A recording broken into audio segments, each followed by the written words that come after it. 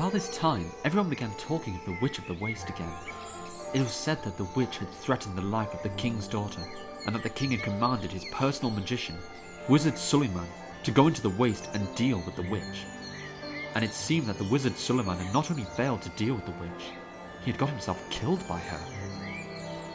So when a few months after that, a tall black castle suddenly appeared on the hills above Market Chipping, blowing clouds of black smoke from its 4 tall thin turrets, everybody was fairly sure that the witch had moved out of the waste again and was about to terrorize the country the way she used to 50 years ago.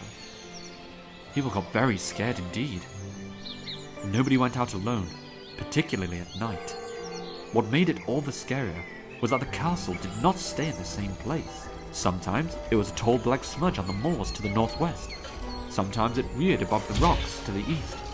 And sometimes it came right downhill to sit in the heather, only just beyond the last farm to the north.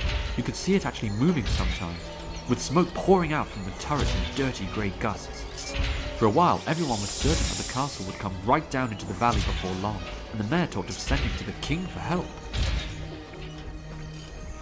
These are strange days in Market Chipping, they are. Oh, will the witch? Oh my goodness, I'm scared. What is that dreadful thing lurking over Market Chipping? A castle of those strange wizard fella. What's his name? Oh, children, stay away from that castle. Do you understand me? Stay away. Don't even look at it. Come inside now. But the castle stayed roving about the hills, and it was learned that it did not belong to the witch, but to Wizard Howl. Wizard Howl was bad enough. Though he did not seem to want to leave the hills, he was known to amuse himself by collecting young girls and sucking the souls from them. Or some people said he ate their hearts. He was an utterly cold-blooded and heartless wizard, and no young girl was safe from him if he caught her on her own.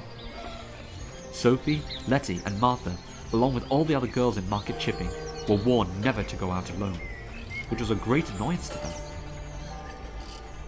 They wondered what use Wizard Howl found for all the souls he collected.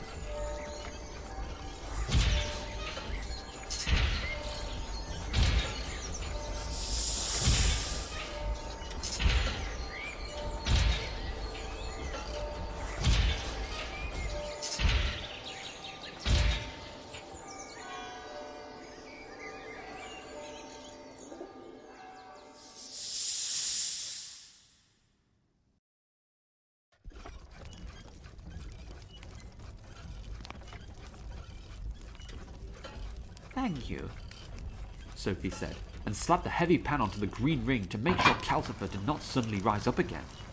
I hope your bacon burns, Calcifer said, muffled under the pan. Sophie slapped slices of bacon into the pan. It was good and hot. The bacon sizzled, and she had to wrap her skirt round her hand to hold the handle. The door opened, but she did not notice because of the sizzling. don't be silly, she told Calcifer.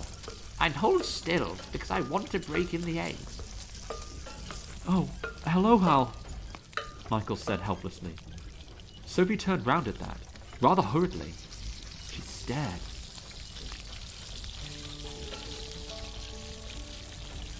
The tall, young fellow in a flamboyant blue and silver suit, who had just come in, stopped in the act of leaning a guitar in the corner. He brushed back the fair hair from his rather curious glass-green eyes and stared back. His long, angular face was perplexed. "Who on earth are you?" said Hal. "Where have I seen you before?" I'm a total stranger. Sophie lied firmly. After all, Hal had only met her long enough to call her a mouse before, so it was almost true. She ought to have been thanking her stars for the lucky escape she'd had then. But in fact, her main thought was, "Good gracious! Wizard Howl is only a child in his 20s, for all his wickedness." It made such a difference to be old, she thought, as she turned the bacon over in the pan. And she would have died rather than let this overdressed boy know she was the girl he had pitied on Mayday. Hearts and souls did not enter into it. Hal was not going to know. "She says her name's Sophie," Michael said. "She came last night." "Oh? How did she make Calcifer bend down?" said Hal. She bullied me! Calcifer said in a piteous, muffled voice from under the sizzling pan. Not many people can do that, Hal said thoughtfully. He popped his guitar in the corner and came over to the hearth. The smell of hyacinths mixed with the smell of bacon, and he shoved Sophie firmly aside. Calcifer doesn't like anyone but me to cook on him, he said, kneeling down and wrapping one trailing sleeve round his hand to hold the pan. Pass me 2 more slices of bacon and 6 eggs, please, and tell me why you've come here. Sophie stared at the blue jewel hanging from Hal's ear, and passed him egg after egg. Why I came, young man? She said. It was obvious after what she had seen of the castle. I came because I'm your new cleaning lady, of course. Oh, are you indeed? Hal said, cracking the eggs one-handed and tossing the shells among the log, where Calcifer seemed to be eating them with a lot of snarling and gobbling.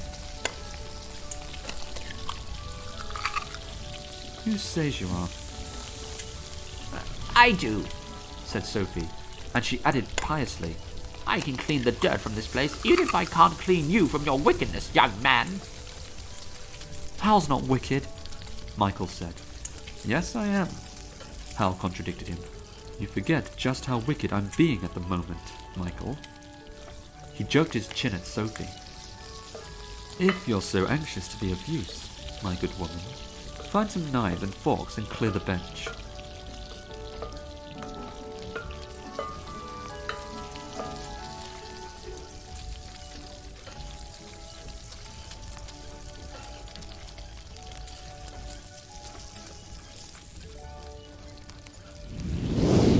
I hope your bacon burns,